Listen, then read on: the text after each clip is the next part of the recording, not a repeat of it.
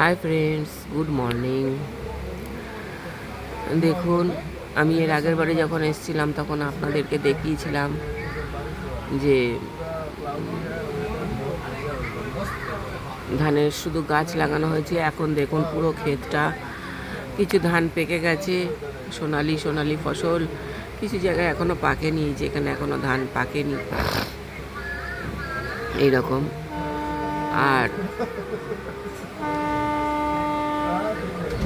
West বেঙ্গলে তো 3বার ধান চাষ হয়, 3 রকম ধানই চাষ হয়, আউশ, আমন, বোরো। এটা হচ্ছে আপনার, এটা আউশ ধান। এটা পৌষ মাসে বোনা হয়েছিল, আর এই বর্ষার সময় চৈত্র বৈশাখ মাস করে কাটা হচ্ছে। এখন অনেক জায়গায় ধান কাটা চলছে। এই যে ধান শুইয়ে দেওয়া হয়েছে এখানটায়, সামনের ক্ষেতটায়।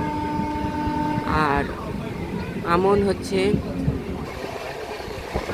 এরপর হয় আমন ধান চাষ। এটা আউশ ধান উঠে গেছে, এরপর আমন ধান চাষ হবে।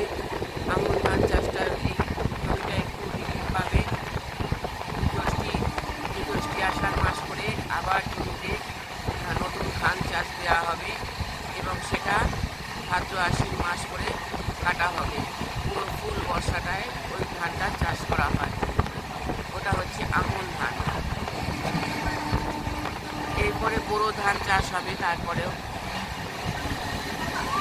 কার্তিক অঘ্রাণ মাস করে বোনা হবে। এখানে এখনো ধান সব পেকে রয়েছে। কার্তিক অঘ্রাণ মাস করে বোনা হবে। আবার রজনীগন্ধার একটা রজনীগন্ধার ক্ষেত গেল, ওইখানে এই যে নতুন ধানের বীজতলা করা হয়ে গেছে। যেটা বলছিলাম, এই যে সবুজটা হচ্ছে ধানের বীজতলা করা হয়ে গেছে। এখানে আর একটা ধানের, এই যে জলা জায়গাটা, এটা চষা হয়ে গেছে অলরেডি নতুন ধান দেওয়ার জন্য। আর তারপরে হচ্ছে যেটা বলছিলাম, যে কি যেন কার্তিক অঘ্রাণ মাস করে বোনা হয়, আর ফাল্গুন চৈত্র মাস করে কাটা হয়। সেটা হলো বোরো ধান। Thank you for watching. ভিডিওটা ভালো লাগলে অবশ্যই একটা লাইক, শেয়ার, কমেন্ট করবেন। আমার চ্যানেলটাকে সাবস্ক্রাইব করে আমার পাশে থাকবেন প্লিজ। আমাকে আরও নতুন নতুন ভিডিও বানাতে উৎসাহ যোগাবেন। ওখানে মানুষজন আসছে ধান কাটার জন্য।